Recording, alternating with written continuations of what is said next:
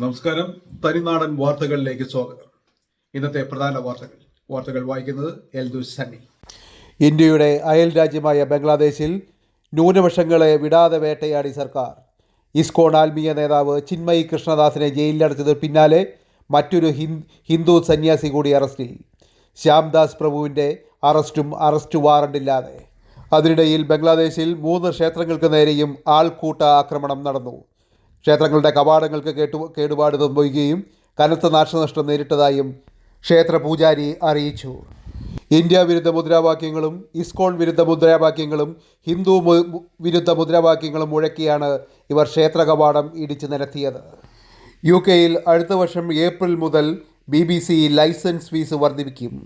2027 വരെ ഓരോ വർഷവും പണപ്പെരുക്ക തോതനുസരിച്ച് ലൈസൻസി ഫീസ് വർദ്ധിപ്പിക്കുമെന്നാണ് UK സർക്കാർ പ്രഖ്യാപിച്ചിരിക്കുന്നത്. ഓരോ മാസവും 42 പെൻസ് വീതമായിരിക്കും അടുത്ത ഏപ്രിൽ മുതൽ വർദ്ധിക്കുക.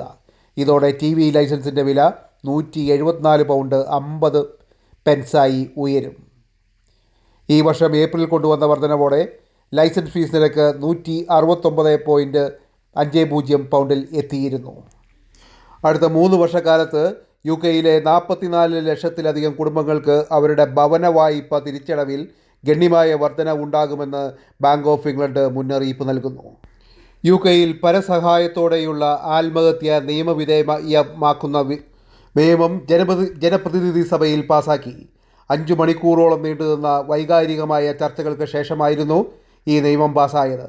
ബില്ലിൻ്റെ 2ാം വായന 275 വോട്ടുകൾക്കെതിരെ 330 വോട്ടുകൾക്കാണ് ജനപ്രതിനിധി സഭ പാസാക്കിയത്.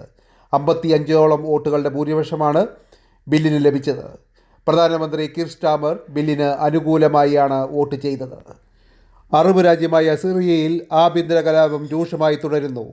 വടക്കു പടിഞ്ഞാറൻ മേഖലകളിലും പട്ടണങ്ങളിലെ ഗ്രാമങ്ങളിലുമെല്ലാം പിടിച്ചെടുത്താണ് സിറിയയിലെ വിമതർ മുന്നേറുന്നത്. സ്ത്രീകളും കുട്ടികളുമടക്കം നിരവധി പേരാണ് കൊല്ലപ്പെട്ടത്. വിമതരുടെ മുന്നേറ്റത്തിന് മുന്നിൽ സിറിയൻ സേന തോൽക്കുന്ന കാഴ്ചയാണ് കാണാൻ കഴിയുന്നത്. സിറിയയിലെ 2ാമത്തെ വലിയ നഗരമായ അല്ലപ്പോ നഗരം തന്നെ വിമതർ പിടിച്ചെടുത്തിരിക്കുകയാണ്. നഗരത്തിലെ വിമാനത്താവളം അടച്ചിട്ടിരിക്കുകയാണ്. സിറിയൻ പ്രസിഡന്റ് ബഷർ അൽ അസദിനെ എതിർക്കുന്ന വിമതരാണ് സിറിയയിൽ ഇപ്പോൾ കലാപം അഴിച്ചുവിട്ടിരിക്കുന്നത്. തീവ്രവാദ സംഘടനയായ ഹയാത്ത് തഫ്രിൽ അൽ ഷാമിൻ്റെ നേതൃത്വത്തിലുള്ള പ്രതിപക്ഷ പോരാളികളാണ് ഇതിന് നേതൃത്വം നൽകുന്നത്. 8 വർഷത്തിന് ശേഷമാണ് ഇവർ അല്ലപ്പോയിൽ പ്രവേശിക്കുന്നത്. വിമത വിഭാഗം നടത്തിയ ആക്രമണങ്ങളിൽ 300ഓളം പേർ കൊല്ലപ്പെട്ടു എന്നാണ് ആദ്യ റിപ്പോർട്ടുകൾ സൂചിപ്പിക്കുന്നത്. വാർത്തകൾ ഇവിടെ പൂർണ്ണമാകുന്നു. എല്ലാവർക്കും നന്ദി. നിങ്ങൾക്ക് ചാനൽ ഇഷ്ടപ്പെട്ടെങ്കിൽ ഈ ചാനൽ സബ്സ്ക്രൈബ് ചെയ്യാനും കമൻറ്റ് ചെയ്യാനും ലൈക്ക് ചെയ്യാനും ഷെയർ ചെയ്യാനും മറക്കരുത്. Thank you.